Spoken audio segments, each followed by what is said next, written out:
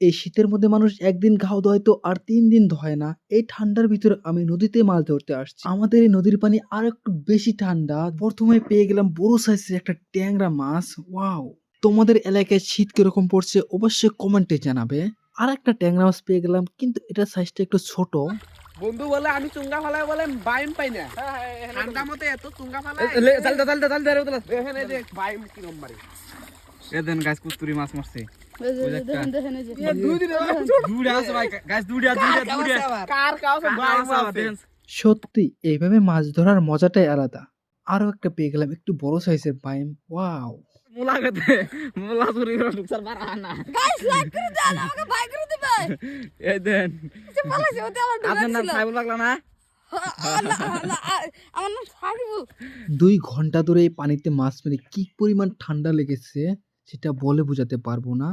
তো লাস্ট চুঙ্গা তুললাম। এটাতেও একটা বড় সাইজের বাইম পেলাম। দেখতে পাচ্ছ কতগুলা মাছ মারছি। এই যে কি মাছ আছে তোমাদের কোনো আইডিয়া আছে? এইদিকে অনেক ছোট ছোট মাছ আছে যেগুলোকে আমরা জালি দিয়ে মারছি। তো ভিডিওটি যদি ভালো লাগে অবশ্যই তোমরা কমেন্ট করতে, লাইক করতে আর পেজটাকে ফলো করতে ভুলবেন না। Tata, bye bye. দেখা হচ্ছে পরের ভিডিওতে।